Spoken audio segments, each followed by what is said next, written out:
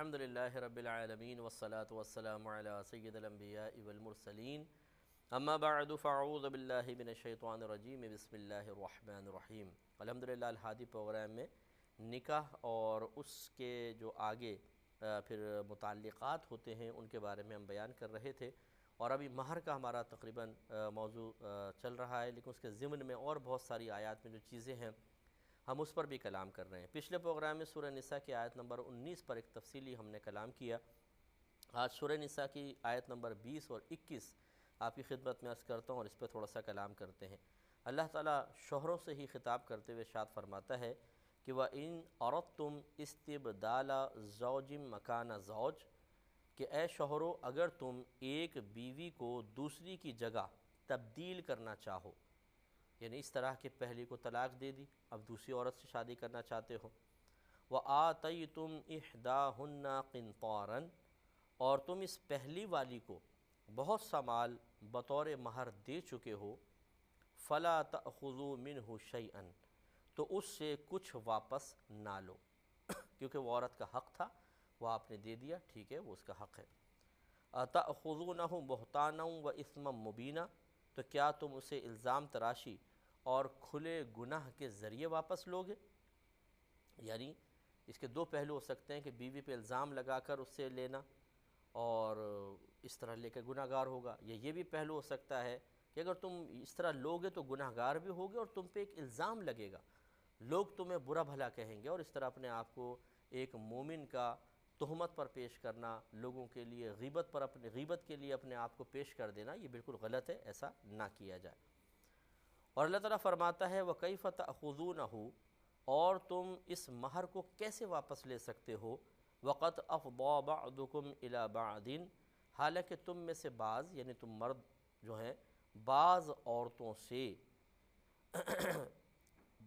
مہر کو پختہ اور مؤکد کرنے والی قربت کے ذریعے مل چکے ہیں۔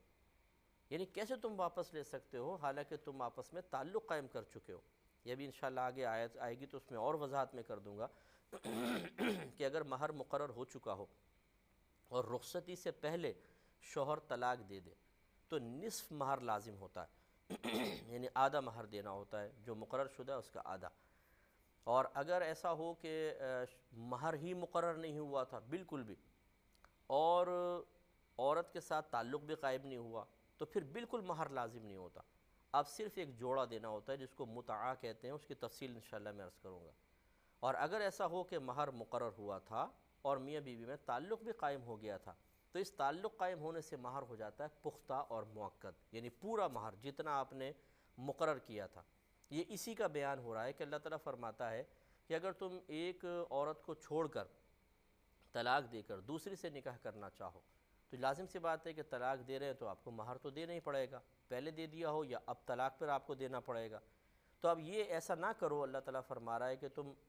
پہلے والی سے مہر واپس لے لو،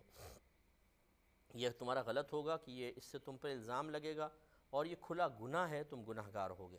اور پھر اللہ تعالیٰ فرما رہا ہے کہ کیسے تم اس سے لے سکتے ہو حالانکہ تم اس سے باقاعدہ تعلق قائم کر چکے ہو، اور اس تعلق قائم کرنے کی وجہ سے تمہارا جو مہر مقرر شدہ تھا وہ پختہ ہو چکا ہے، مؤکد ہو چکا ہے، اب عورت کا بالکل وہ حق بن چکا ہے۔ ہاں اگر تعلق قائم نہ ہوتا، رخصتی سے پہلے طلاق ہو جاتی اور مہر مقرر تھا تو نصف ہوتا، یا نہ مہر مقرر ہے نہ تعلق قائم ہوا ہے تو پھر صرف ایک جوڑا ہوتا، لیکن یہاں تو صورتحال یہ ہے کہ تم ان سے تعلق قائم کر چکے ہو تو اب وہ مہر پختہ اور مؤکد ہو چکا ہے، تو کیسے تم اس سے واپس لے سکتے ہو؟ وَأَخَذْنَا مِنْكُمْ مِيثَاقًا غَلِيظًا، اور انہوں نے تم سے پختہ وعدہ لے لیا ہے، یعنی عورتوں نے تم سے پختہ وعدہ لے لیا ہے۔ کیا مطلب، کون سا پختہ وعدہ؟ علماء فرماتے ہیں کہ مطلب یہ ہے کہ جیسے اب اللہ تعالیٰ نے ارشاد فرمایا، پچھلی آیت میں آیا تھا وَعَاشِرُوهُنَّ بِالْمَعْرُوفِ، اللہ تعالیٰ مردوں سے فرماتا ہے کہ ان عورتوں کے ساتھ بہتر سلوک کرو، اچھا سلوک کرو۔ تو گویا کہ یہ بات بیان ہو رہی یہاں پر کہ ان عورتوں نے اللہ تعالیٰ کے اس طرح کے حکم کے ذریعے بہتر سلوک کا تم سے ایک وعدہ لے لیا۔ اگرچہ ہم باقاعدہ بیویوں سے کوئی معاہدہ نہیں کرتے کہ ہاں میں تمہارے ساتھ اچھا سلوک کروں گا، لیکن چونکہ یہ آیات ہمارے لیے ہیں، اللہ تعالیٰ نے فرمایا کہ عورتوں سے اچھا سلوک کرو،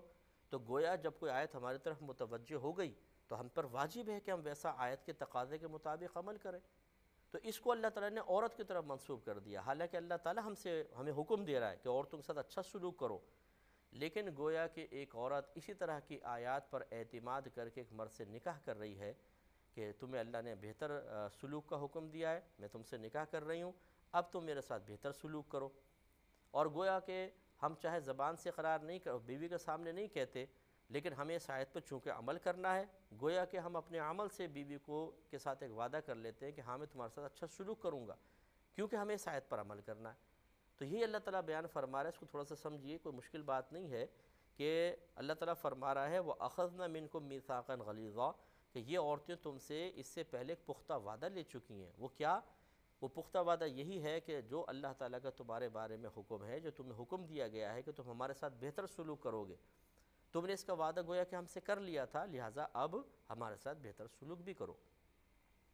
تو اب یہ دیکھیں، خلاصہ کلام یہ ہے کہ اللہ تعالیٰ نے اس میں یہ بیان فرمایا مردوں کو خطاب کرتے ہوئے کہ ایسا نہ کرو کہ تم ایک عورت کو چھوڑ کر دوسری عورت کی طرف مائل ہو رہے ہو تو اس بیچاری کو، پہلے والی کو، مہر سے محروم کر دو، یا جو مہر دیا تھا اس کو واپس لے لو۔ ایسا کرنا گناہ ہے، کیونکہ وہ عورت کا حق تھا، وہ عورت کو سے آپ واپس نہیں لے سکتے۔ تو بعض اوقات ایسا ہوتا ہے کہ لڑائی جھگڑا ہو جاتا ہے، بہت زیادہ فتنہ فساد ہو جاتے ہیں، تو پھر شوہر مہر دبا لیتا ہے، طلاق بھی دے دیتا ہے اور کہتا ہے کہ اب مجھ سے مہر وصول کر کے بتاؤ۔ مثال کے طور پہ مہر 10 لاکھ لکھا ہے، یا بعض اوقات مہر کے اندر پراپرٹی لکھی ہوتی ہے کہ فلاں پلاٹ میں بطور مہر اس کو دے دوں گا، فلاں مکان اس کو دے دوں گا مہر کے طور پہ، گولڈ لکھا ہوتا ہے 10 تولہ سونا، 20 تولہ سونا، کئی لاکھ روپے ہوتے ہیں۔ اب ہوتا یہ ہے کہ لڑائی جھگڑا ہوتا ہے، شوہر طلاق دے دیتا ہے، پہلے مہر دیا نہیں، اب گھر والے جب مطالبہ کرتے ہیں وہ دینے سے انکار کر دیتا ہے۔ یہ اب اس سچویشن کو سامنے رکھ کر آپ سوچئے، اللہ تعالیٰ بیان فرما رہا ہے کہ جب تم عورت کو طلاق دے دو اور پھر تم دوسری عورتوں کی طرف مائل ہو رہے ہو کہ چلو دوسری سے نکاح کریں، تو پھر یہ نہ کرو کہ پہلی والی کو اس کے حق سے محروم کر دو کہ اس کو مہر ہی نہ دو، یا جو تم نے دیا ہے اس سے واپس لے لو۔ مثال کے طور پہ جیسے ایک پلاٹ ہے ڈیفنس کا، ہمارے کراچی کی مثال لے لیں کہ ڈیفنس میں پلاٹ ہے جی، بہت اچھا 2000 گز کا، 1000 گز کا پلاٹ ہے، مہر میں لکھوا دیا، بیوی کو دے دیا، لیکن جب طلاق دی تو شوہر ہے پاورفل، مثال کے طور پہ کسی سیاسی پارٹی سے تعلق ہے، یا اس کے سیاسی جو پارٹی میں اونچے عہدوں پہ لوگ ہیں ان سے بڑے تعلقات ہیں، تو اس پلاٹ پہ قبضہ کر لیا اور بیوی کو کہا چلو نکلو اب یہاں سے، طلاق میں دے چکا ہوں، اس پلاٹ میں سے تجھے کوئی بھی حصہ نہیں ملے گا، حالانکہ وہ بطور مہر اس کو دینا تھا۔ یہ اللہ تعالیٰ منع فرما رہا ہے کہ یہ حرام ہے، گناہ کبیرہ ہے کہ اس طرح عورت کے حق کو روک لیا جائے۔ تو اللہ تعالیٰ نے بیان فرمایا کہ تم نے اگر اس کو بہت سارا مال بھی دیا ہو تو اس میں سے کچھ بھی نہ لو، اور پھر سوال فرمایا کہ کیا تم یہ کرو گے کہ تم کھلے الزام کے ساتھ اور گناہ عظیم کے ساتھ، واضح گناہ کے ساتھ یہ مال اس سے واپس لے لو؟ ایسا نہ کرو۔ اور پھر فرمایا تم واپس کیسے لے سکتے ہو حالانکہ تمہارا تعلق قائم ہو گیا تھا؟ تو اللہ تعالیٰ کا ضابطہ قاعدہ یہ ہے کہ جب بیوی سے نکاح صحیح ہو، تعلق قائم ہو چکا ہو، تو پھر اب شوہر اس کا مہر روک نہیں سکتا ہے، مہر پختہ اور موقد ہو جاتا ہے، تمہیں دینا ہوگا۔ اب اگر تم روکو گے تو گناہ کبیرہ کے مرتکب ہوگے۔ تو ایسے ہمارے کو اگر کوئی بھائی سن رہے ہوں جنہوں نے اپنے زور کی وجہ سے، طاقت کی وجہ سے، اسلحے کے زور پر، سیاسی پارٹیوں کی بیک کی وجہ سے اس طرح کسی عورت کا مہر روک لیا، چاہے عورت کتنی ہی قصوروار کیوں نہ ہو، مثال کے طور پر وہ بد زبان تھی، خاندان والوں کے ساتھ برا سلوک کرتی تھی، لیکن اگر آپ کا اس سے تعلق قائم ہو چکا ہے اور کچھ عرصے آپ ساتھ رہے ہیں، اب آپ نے طلاق دی ہے تو مہر تو بہرحال دینا ہی ہوگا۔ یہ نہ سوچیں کہ میں اس عورت کو مہر دوں جس نے مجھے برا بھلا کہا، مجھے ذلیل کر دیا اور مجھے ذہنی اذیتیں دیں، اب میں بھی اس کو تنگ کروں گا۔ اگر آپ اس طرح کریں گے تو دونوں کو میدان محشر میں کھڑا کیا جائے گا، پھر دونوں کے قصور دیکھے جائیں گے، جس کا قصور زیادہ ہوگا اسے سزا ملے گی اور جس کا قصور کم ہوگا وہ نجات پائے گا۔ تو ایسا ہو سکتا ہے کہ بیوی پہلے قصوروار زیادہ تھی، لیکن جب آپ نے انتقامی کارروائیاں کرنا شروع کیں تو آپ بن گئے پھر ظالم اور میدان معاشر میں پکڑے جائیں گے۔ اس لیے اس دنیا کی عارضی دولت کے اوپر فریفتہ ہو کر یا سامنے والے سے نفرت اور بغض کی وجہ سے اللہ تعالیٰ کے احکام کو فراموش کر کے اپنی آخرت کو برباد نہیں کرنا چاہیے۔ دے دیں جو اللہ اس کا حق بنا رہا ہے نا، کہ یہ اس کا حق ہے تو دے دیں اس کا حق اور اپنی جان چھڑائیں، یہ بہت ہی بہتر ہے، ورنہ آخرت میں پھنس جائیں گے۔ اگلی آیت کی طرف آتے ہیں، اور یہ وہی آیت ہے جو میں نے آپ کی خدمت میں آپ کو بتایا تھا کہ اللہ تبارک و تعالیٰ نے اس آیت کریمہ میں مزید مہر کا حکم بیان فرمایا ہے۔ یہ سورۃ الاحزاب کی آیت نمبر 236 ہے، سورہ بقرہ کی۔ اس میں اللہ تعالیٰ ارشاد فرما رہا ہے کہ لا جناح علیکم، تم پر کوئی حرج نہیں ہے، ان طلقتم النساء، اگر تم نے عورتوں کو طلاق دے دی ہو، ما لم تمسوہن، اس حال میں کہ تم نے ابھی ان کو چھوا نہ ہو، او تفرضوا لہن فریضۃ، اور تم نے ان کے لیے کوئی مہر بھی مقرر نہ کیا ہو،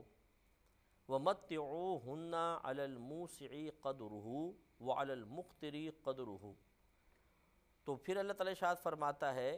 کہ انہیں نفع اٹھانے کے لیے شرعی تقاضے کے مطابق کچھ مال و متاع دو،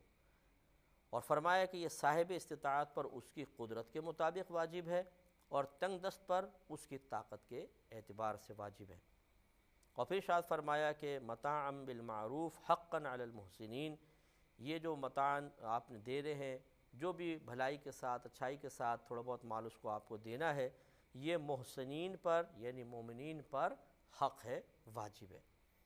پھر ایک دفعہ دیکھیے کہ اللہ تعالیٰ فرما رہا ہے کہ تم پر کوئی گناہ نہیں ہے اگر تم عورتوں کو چھونے یا مہر مقرر کرنے سے قبل طلاق دے دو، اور انہیں نفع اٹھانے کے لیے شرعی تقاضے کے مطابق بھلائی کے ساتھ معروف طریقے سے کچھ مال و متاع دو،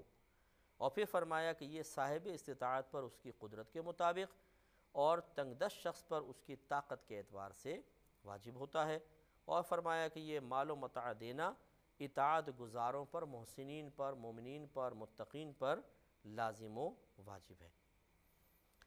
اب پہلے اس بات کو سمجھ لیجئے کہ دیکھیں بعض اوقات ایسا ہوتا ہے کہ کوئی مہر مقرر نہیں ہوتا۔ یہ اس صورت میں ہو سکتا ہے، یہ آپ اگر اس کو اس تناظر میں دیکھیں گے نا کہ لڑکے لڑکی والے ہیں، ماں باپ بھی شامل ہیں، تو پھر آپ سوچیں گے یہ کہاں ہوتا ہے کہ مہر مقرر نہ ہو۔ میں اس کو ایک سچویشن بنا دیتا ہوں، ویسے ہو سکتا ہے لیکن اس میں بھی ہو سکتا ہے، لیکن یوں سمجھ لیں ایک لڑکا لڑکی ہیں، عاقل ہیں، بالغ ہیں، انہوں نے دو گواہوں کی موجودگی میں ایجاب و قبول کر لیا،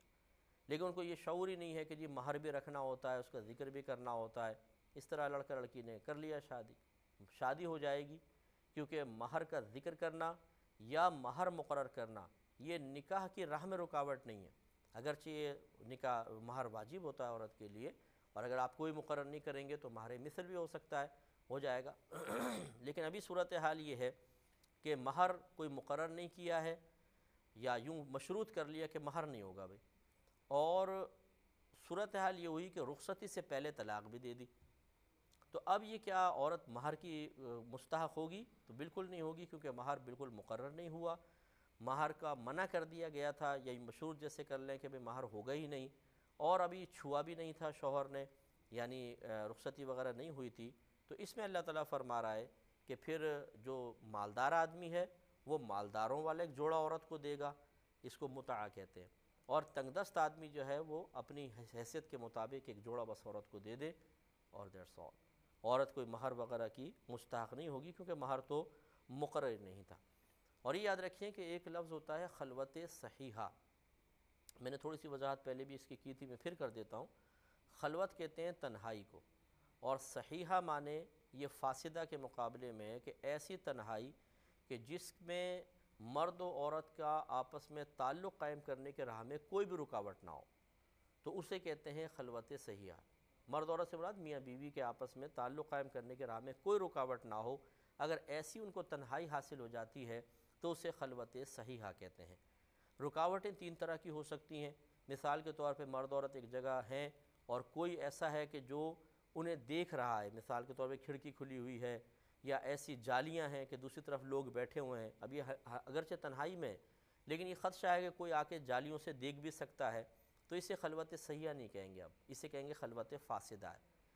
دوسرا ہوتا ہے کہ کوئی میاں بیوی میں عذر ہوتا ہے بعض اوقات، مثال کے طور پہ عورت حالت حیض میں ہے اور نکاح ہو گیا، تو اب یہ چاہے کوئی بھی اطراف میں نہیں ہے، ایک کمرے میں اکیلے ہیں، لیکن تعلق قائم نہیں کر سکتے ہیں، کیونکہ حالت حیض میں عورت سے تعلق قائم کرنا حرام ہوتا ہے، گناہ کبیرہ ہے۔ اور تیسری صورت ہے کہ شوہر کو کوئی بیماری ہے،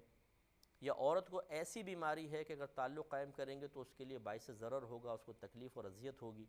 تو اس وجہ سے وہ حالانکہ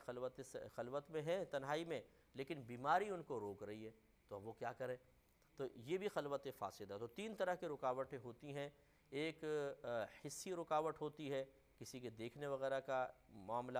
ایک طبعی ہوتی ہے جیسے بیماری وغیرہ، اور ایک شرعی رکاوٹ ہوتی ہے جیسے حیض وغیرہ۔ تو اگر یہ تین رکاوٹوں میں سے کوئی ایک رکاوٹ ہو تو اس کو ہم خلوت فاسدہ کہتے ہیں۔ یہ بالکل ایسا ہے جیسے تنہائی ہوئی نہیں ہے۔ لیکن اگر یہ تینوں رکاوٹیں نہ ہوں، اب جو خلوت ہے اس کو کہتے ہیں خلوت صحیحہ، اور فقہ حنفی کے روشنی میں خلوت صحیحہ تعلق قائم کرنے کے ہی قائم مقام ہوتی ہے، بالکل جیسے تعلق قائم ہو گیا ہو۔ لہٰذا اب ذرا سوچئے گا، مثال کے طور پر ایجاب و قبول ہوا، یہ دونوں تنہائی میں گئے ہیں لیکن اور خلوت صحیحہ ہو گئی، لیکن باقاعدہ فزیکلی کوئی ریلیشن نہیں ہوا، کوئی تعلق قائم نہیں ہوا، اور بالفرض وہاں پہ گئے اور جھگڑا شروع ہو گیا، اور اتنا جھگڑا بڑھا کہ شوہر نے طلاق دے دی، تو کیا اب یہ عورت مہر کی مستحق ہوگی یا نہیں ہوگی؟ تو اب اگر دیکھیں خلوت ہو چکی ہے، خلوت صحیحہ ہے، تو پھر بالکل وہ مہر کی ہوگی۔ اگر تو مہر پہلے مقرر شدہ تھا تو اس خلوت صحیحہ کی بنا پر پورا مہر اس کو ملے گا، اور اگر بالفرض مہر مقرر نہیں ہوا تھا تو مہر مثل دیا جائے گا۔ لیکن اگر ایسا ہوا کہ وہ گئے تنہائی میں اور خلوت فاسدہ ہو گئی، تو یہ ایسا ہے جیسے وہ تنہائی میں گئے نہیں، تو پھر یہ بالکل ایسا ہی حکم ہوگا جو یہاں بیان ہوا کہ مہر اگر مقرر ہوا لیکن بالفرض چھوا نہ ہوتا عورت کو تو نصف مہر ہوتا، لیکن مہر بھی مقرر نہیں ہوا ہے اور پھر عورت کو چھوا بھی نہیں ہے تو صرف ایک جوڑا ہوگا۔ تو اس لیے یہ خلوت صحیحہ کا جو کانسیپٹ ہے یہ اچھی طرح سمجھنا ہوگا۔ دیکھیں اب اس کو ایک اور طرح سے سمجھیں، میں آپ کو سمجھانا چاہ رہا ہوں کہ مسئلے کس طرح ہوتے ہیں۔ مثال کے طور پہ لڑکا لڑکی کی شادی ہو گئی، ماں باپ کی رضامندی سے ہوئی ہے، سب کچھ ہے، مہر بھی ذکر کر دیا گیا تھا، مثلا 1,00,000 روپے مہر رکھا ہے، ابھی رخصتی نہیں ہوئی ہے، رخصتی نہیں ہوئی اور شوہر نے طلاق دے دی مثال کے طور پر، تو ابھی آگے آیت آ رہی ہے کہ اس میں نصف مہر لازم ہوتا ہے، اس صورت میں نصف مہر ہوتا ہے، آدھا مہر۔ لیکن اگر ایسا ہوا کہ ابھی رخصتی نہیں ہوئی لیکن یہ داماد ملنے کے لیے گیا اور انہوں نے لڑکا لڑکی کو ایک جگہ ملنے کی اجازت دے دی کہ بھئی چلو آپ تنہائی میں مل لو، بات کر لو، میاں بیوی تو ہو گئے ہیں، جاب و قبول تو ہو گیا ہے، اب انہوں نے کوئی جسمانی تعلق قائم نہیں کیا، لیکن ایک ایسی تنہائی میں چلے گئے ہیں جہاں پر کوئی رکاوٹ نہیں ہے، حسی طور پر، طبعی طور پہ، شرعی طور پہ، یاد رکھیں یہ خلوت صحیحہ ہو گئی۔ اب یہ لڑکا واپس چلا گیا اور اس نے بعد میں مثال کے طور پہ کسی وجہ سے طلاق دے دی، تو پورا ہی مہر دینا پڑے گا۔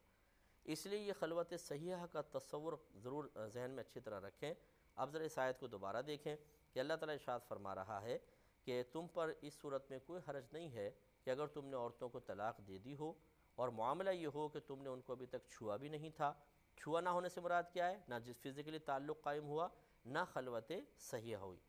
اور دوسرا معاملہ یہ کہ تم نے ان کے لیے کوئی مہر بھی مقرر نہیں کیا تھا،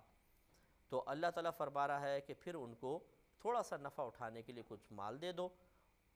مالدار کے مطابق دے، تنگ دست تنگ دستی کے اپنی استطاعت کے مطابق دے، اور فرمایا کہ یہ مومنین پہ واجب ہے، اور وہ مال کیا ہے؟ ایک جوڑا دینا ہوتا ہے۔ اس پہ انشاءاللہ مزید ہم کلام کریں گے نیکسٹ پروگرام میں۔ وآخر دعوانا ان الحمدللہ۔